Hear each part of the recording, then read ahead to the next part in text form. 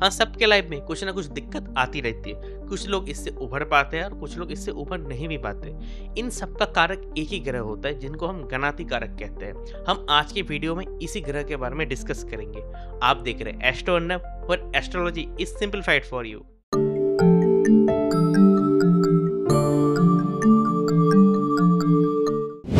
जैमिनी ज्योतिष शास्त्र का माने तो गणाति कारक ग्रह वो ग्रह होता है जो आपके लाइफ के प्रॉब्लम्स को बताता है। ये बताता है कि आपके लाइफ के प्रॉब्लम्स कहाँ से आएंगे और किस तरीके से आपको इफेक्ट करेंगे। जैमिनी ज्योतिष शास्त्र के हिसाब से डिग्रीज को इम्पोर्टेंट कंसीडर किया गया है। तो आपके कुंडली में जो भी ग्रह सेकेंड लोएस्ट डिग्री वाला ग्रह होगा उसको ही हम गणाति कारक ग्रह मानेंगे। ध्यान रखने वाली ये बात है कि राहु केतु को इसमें कंसीडर नहीं किया जाता है। अब हम हर ग्रह गणाति कारक बनने से क्या क्या तरीके की दिक्कतें आ सकती है उसके बारे में एक एक करके जान लेते हैं। पहले आते हैं सन पे। जब सन गणाति कारक ग्रह बनता है तो ऐसे पर्सन को अपने फादर, अपने बॉस या फिर गवर्नमेंट से कुछ ना कुछ दिक्कतें आ सकती है। साथ ही साथ इनको ईगो इश्यूज भी फेस करने पड़ सकते हैं। ये डिपेंड करेगा कि आपके कुंडली में सन कहाँ पर प्लेस्ड है। जब ऐसे पर्सन हम्बल बने रहेंगे तब इनकी तरक्की होना शुरू होगा। इनके अंदर ईगो बहुत ही ज़्यादा बिल्डअप हो सकता है। जब ये कोई भी छोटा सा काम करने के लिए भी जाएंगे तो इनके अंदर बिल्कुल भी ईगो को डेवलप नहीं करना चाहिए। साथ ही साथ इनको कभी ऐसा भी लग सकता है कि हम उनसे ज़्यादा पावरफुल है, हम दूसरों से ज़्यादा पावरफुल है, पर अपने आप को पावरफुल इनको नहीं समझना चाहिए क्योंकि इनसे भी बहुत ज़्यादा पावरफुल लोग इस दुनिया में होते हैं। अब आते हैं मून जब गणाति कारक ग्रह बनता है तब। मून जब गणाति कारक बनता है तो ऐसे पर्सन बहुत ही ज़्यादा इमोशनल होते हैं। ये दूसरों को अच्छा इमोशनल सपोर्ट दे सकते हैं पर इनके लिए कोई इमोशनल सपोर्ट देने वाला नहीं होता है। ये दूसरे के प्रति या फिर दूसरे किसी चीज़ के प्रति बहुत ही ज़्यादा अटैच्ड हो जाते हैं। फिर वो चीज़ जब इनसे छूट जाती है तो इनको तरह तरह की दिक्कतें आती है। ये लोग अच्छे डॉक्टर्स, हीलर्स और मेंटर्स बन सकते हैं। अब आते हैं मार्स पे। मार्स जब गणाति कारक ग्रह बनता है तो मार्स के गणाति कारक बनने से ऐसे पर्सन बहुत ही ज़्यादा डोमिनेटिंग हो जाते हैं और कंट्रोलिंग हो जाते हैं। इनको लाइफ पर लिटिगेशन और कोर्ट केसेस से भी लड़ना पड़ सकता है। इनका ज़िंदगी जाता ही है प्रॉब्लम को सॉल्व करते करते। ऐसे पर्सन को एंगर इशूज और इम्पल्सिवनेस हो भी हो सकता है, तो इनको इन चीज़ों से थोड़ा बचना चाहिए। अब आते हैं मरकरी पे। मरकरी जब गणाति कारक बनता है तो ऐसे पर्सन को गॉसिप करने से बचना चाहिए। इनके लाइफ में कम्युनिकेशन इशू बहुत ही ज़्यादा होते हैं। साथ ही साथ इनको जो भी डिग्री करना होता है ये डिग्री सही से कर नहीं पाते हैं या फिर डिग्री में सही से पास नहीं कर पाते हैं। ऐसे पर्सन जो होते हैं वो सोशल इश्यूज पे भी सीरियस नहीं होते हैं। साथ ही साथ ये जो कुछ भी बोल लेते हैं लोग इसका उल्टा मीनिंग समझ लेते हैं। ऐसे पर्सन में ये चीज़ भी देखा जाता है कि सोशल मीडिया में बहुत ही ज़्यादा ब्लॉक और अनब्लॉक करते रहते हैं एक दूसरे को। अब आते हैं वेनस पे। वेनस जब गणाति कारक ग्रह होता है तो ऐसे पर्सन का रिलेशनशिप बहुत ही ज़्यादा कार्मिक होता है। ऐसे पर्सन का लव मैरिज आसानी से चलता नहीं है और लव रिलेशनशिप में भी बहुत ज़्यादा दिक्कत आती है। ऐसे पर्सन रिलेशनशिप को अच्छे से मैनेज नहीं कर पाते और उसके पीछे बहुत ही ज़्यादा टाइम वेस्ट करते हैं। साथ ही साथ ऐसे पर्सन का फाइनेंशियल कंडीशन भी खराब हो सकता है क्योंकि ये लोग बहुत ही ज़्यादा फिजूल का खर्ची करते हैं। अब आते हैं जुपिटर पे। जुपिटर जब गणाति कारक ग्रह बनता है तो ऐसे पर्सन के गुरु या मेंटर से दिक्कतें आती है। ऐसे पर्सन रिलीजियस नहीं होते जिसके कारण इनको बाद में दिक्कतें आ सकती है।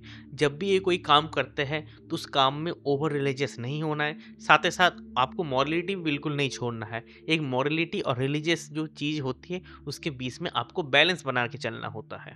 ऐसे पर्सन को ज्ञान बांटने में बहुत ही ज़्यादा मज़ा आता है। पर हाँ, अगर इनके कुंडली में मरकरी अच्छा होता है तो लोग इनकी बात सुनेंगे और कुंडली में अगर मरकरी खराब होते हैं तो लोग इनकी बातों को बिल्कुल इग्नोर करना शुरू कर देंगे। अब आते हैं सैटर्न पे। सैटर्न जब गणाति कारक ग्रह बनता है तो ऐसे पर्सन को जॉब या कैरियर में थोड़ा दिक्कतें आता है। इनको बार बार ट्राई करना पड़ता है। साथ ही साथ जो भी टारगेट ये लोग लेते हैं उसको इनको मिनिमम 2 से 3 बार ट्राई करना पड़ता है। ऐसे पर्सन्स को लाइफ में लोनलीनेस फील हो सकता है। कुंडली में शनि जिस भी हाउस में बैठेगा उस हाउस से रिलेटेड दिक्कतें लाएगा। अगर फर्स्ट हाउस में बैठता है तो अपने से रिलेटेड दिक्कत आएगा। अगर फोर्थ हाउस में बैठता है तो फोर्थ हाउस रिलेटेड जो चीज़ें होती हैं मतलब घर या मदर, उनसे रिलेटेड इनको दिक्कतें होगा। रिलेशनशिप के टर्म्स में देखिए तो ऐसे पर्सन को अपने सर्वेंट या फिर अपने एल्डर्स से दिक्कतें हो सकती है, तो इनसे थोड़ा बच के रहना है। साथ ही साथ शनिदेव लिमिट्स को रिप्रेजेंट करते हैं। आपको अपना लिमिट नहीं भूलना है। लिमिट अपने काम में, अपने रिलेशनशिप में, अपने जॉब में, किसी में अपना लिमिट नहीं भूलना है, वरना शनिदेव आपको छोड़ेंगे नहीं। अब हम गणाति कारक चर दशा में कैसे रिजल्ट्स देते हैं उसके बारे में थोड़ा जान लेते हैं। गणाति कारक कौन से राशि में बैठा हुआ है कुंडली में उसको देखना पड़ेगा। जिस राशि में गणाति कारक बैठा हुआ है उसकी महादशा या अंतर्दशा यानी चरदशा में जब वो चलती है ये, तब पर्सन के लाइफ में नेगेटिव रिजल्ट्स देता है गणाति कारक प्लैनेट, एल्स नेगेटिव रिजल्ट्स नहीं आती है पर्सन के लाइफ में। इसमें एक और एंगल, राशियों की दृष्टि कैसी है गणाति के ऊपर वो भी देखना पड़ता है, लेकिन मेजरली ये गणाति कारक प्लैनेट किसके ऊपर बैठा हुआ है, उसकी दशा अगर चल रही है या नहीं, उस पर ही डिपेंडेंट होता है नेगेटिव रिजल्ट्स। अब जैमिनी ज्योतिष शास्त्र में रेट्रोग्रेड का कॉन्सेप्ट नहीं है, तो इस केस में अगर प्लैनेट रेट्रोग्रेड भी रहेगा तब भी आपको कुंडली में उसको नॉर्मल प्लैनेट ही मानना पड़ेगा। गणाति कारक को ऐसे ही माना जाता है, और कौन से राशि पे बैठा हुआ है उससे तब आपको देखना है, क्योंकि जनरली जब रेट्रोग्रेड प्लैनेट होता है तो पिछले वाले हाउस को भी देखना होता है। अब हम इस विषय को एक एग्जाम्पल से समझते हैं। स्क्रीन पे जो आपको पहली कुंडली दिख रही है ये एक लियो लगन की कुंडली है, जिसके फर्स्ट हाउस में मार्स बैठा हुआ है और 10th हाउस में सन और मरकरी बैठा हुआ है, लेकिन इनकी चरदशा चल रही है टॉरस की। तो चरदशा जब हम देखते हैं तो जिस हाउस का चरदशा चल रहा है उस हाउस से लगन मानना पड़ता है। इस केस में इनके 10th हाउस पे टॉरस बैठा हुआ है तो 10th हाउस को लगन माना जाएगा। तो इस हिसाब से अगर हम कुंडली देखें तो इनके फर्स्ट हाउस में ही इनकी जो गणाति कारक प्लैनेट है सन, ये बैठा हुआ है। तो इस केस में फर्स्ट हाउस रिप्रेजेंट करेगा अपने आप को, यानी इनके हेल्थ से रिलेटेड इनको प्रॉब्लम्स आ रही हैं और इनके पर्सनालिटी से भी रिलेटेड इनको प्रॉब्लम्स आ रही है अपने लाइफ में, क्योंकि टॉरस की राशि पे जो महादशा चल रही है वो इनको प्रॉब्लम्स दे रही है। अब हम गणाति कारक प्लैनेट अगर किसी दूसरे कारक ग्रह के साथ बैठ जाए तो कैसे नेगेटिव रिजल्ट्स देते हैं उसके बारे में थोड़ा जान लेते हैं। शुरू करते हैं आत्मा कारक से। आत्मा कारक हम जानते ही हैं कि सोल को रिप्रेजेंट करता है और अपने आप को रिप्रेजेंट करता है, और उसके साथ जब गणाति कारक प्लैनेट बैठ जाता है तो पर्सन के लाइफ में अपने सेल्फ से प्रॉब्लम आती हैं, उनके लाइफ में उनके पर्सनालिटी से रिलेटेड प्रॉब्लम्स आती हैं और वो अपने आप को डाउट करने लगते हैं। उसके बाद हम आते हैं अमत्य कारक पे, जो कि सेकंड हाईएस्ट डिग्री वाला प्लैनेट है।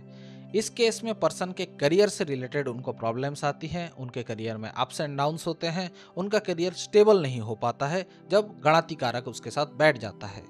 उसके बाद हम आते हैं भ्रातृ कारक पे, जो कि थर्ड हाईएस्ट डिग्री वाला प्लैनेट होता है पर्सन के कुंडली में। इस केस में पर्सन को प्रॉब्लम्स आती हैं उनके भाई या फिर उनके बहनों से, उनके सिबलिंग से रिलेटेड उनको प्रॉब्लम्स आएंगी और उनके लाइफ में गणाति कारक ये सब प्रॉब्लम्स एम्पलीफाई कर देंगे। उसके बाद हम आते हैं मातृ कारक पे, जो कि फोर्थ हाईएस्ट डिग्री वाला प्लैनेट होता है पर्सन के कुंडली में। इस केस में पर्सन को प्रॉपर्टी से रिलेटेड प्रॉब्लम्स आती हैं और उनके मदर से भी रिलेटेड प्रॉब्लम्स आती हैं, क्योंकि गणाति कारक अगर उसके साथ बैठ जाए तो ये प्रॉब्लम्स एम्पलीफाई कर देता है। उसके बाद हम आते हैं पुत्र कारक पे। इस केस में पर्सन को अपने चिल्ड्रन यानी अपने बच्चों से रिलेटेड प्रॉब्लम्स आती हैं और वो प्रॉब्लम्स एम्पलीफाई हो जाएंगी जब गणाति कारक उसके साथ बैठ जाएंगी। और अंत में हम आते हैं दारा कारक पे, जो कि सबसे लोएस्ट डिग्री वाला प्लैनेट होता है पर्सन के लाइफ में। इस केस में पर्सन के पार्टनरशिप से रिलेटेड प्रॉब्लम्स आती हैं, पर्सन के मैरिटल लाइफ में प्रॉब्लम्स आती हैं और साथ ही उनके बिजनेस अगर वो करते हैं तो उससे भी रिलेटेड उनको प्रॉब्लम्स आती हैं। अब हम इस गणाति कारक के जो भी प्रॉब्लम्स आते हैं लाइफ में उससे बचने के उपायों में आते हैं। क्योंकि ये जैमिनी ज्योतिष शास्त्र है, इसमें राशियों का इम्पोर्टेंस बहुत ही ज़्यादा होता है, तो जो उपाय होंगे वो राशियों से रिलेटेड होंगे। चलिए एक एक करके जानते हैं। अगर गणाति कारक एरीज, लियो या सैजिटेरियस राशि में बैठा हुआ होता है और प्रॉब्लम्स वो देता है तो इसका उपाय है कि पर्सन हवन करवा सकते हैं, क्योंकि ये सारे ही फायरी एलिमेंट्स हैं और हवन फायर को रिप्रेजेंट करता है, तो इससे उनका रेमेडी होगा। उसके बाद हम आते हैं, अगर गणाति कारक प्लैनेट बैठा हुआ होता है जेमिनाई, लिब्रा या एक्वेरियस में, जो कि एयरी साइंस हैं, तो फिर पर्सन को जो गणाति कारक प्लैनेट है उससे रिलेटेड मंत्रों का जाप करना होता है रेमेडी के हिसाब से, क्योंकि ये जाप को रिप्रेजेंट करते हैं। उसके बाद हम आते हैं गणाति कारक प्लैनेट जब वाटरी साइंस में बैठा हुआ होता है, यानी कैंसर, स्कॉर्पियो और पाइसिस में। इस केस में पर्सन को जो भी गणाति कारक प्लैनेट है उससे रिलेटेड जो एलिमेंट है उसका जल अर्पण करना होता है। अगर वो प्लैनेट मान के चलिए सन है तो पर्सन को गेहूं को जल अर्पण करना होता है। और अंत में हम आते हैं जब गणाति कारक प्लैनेट अर्दी साइंस में बैठा हुआ होता है, यानी टॉरस, वर्गो और कैप्रिकॉर्न में। इस केस में रेमेडी के हिसाब से पर्सन का जो भी गणाति कारक प्लैनेट है उससे रिलेटेड दान करना होता है रेमेडी के हिसाब से। तो इसी के साथ आज का वीडियो खत्म करते हैं। उम्मीद करता हूँ कि आपको ये वीडियो पसंद आई होगी। अगर आपका कोई प्रश्न है या फिर सजेशन है तो कमेंट्स में अवश्य लिखिए। अगर आपको ये वीडियो पसंद आई है तो इसको लाइक और शेयर करना ना भूलें। साथ ही अगर आपको हमारा कंटेंट पसंद आता है तो इस चैनल को सब्सक्राइब कीजिए और उस नोटिफिकेशन बेल को भी दबाइए ताकि आपको लेटेस्ट अपडेट मिल पाए।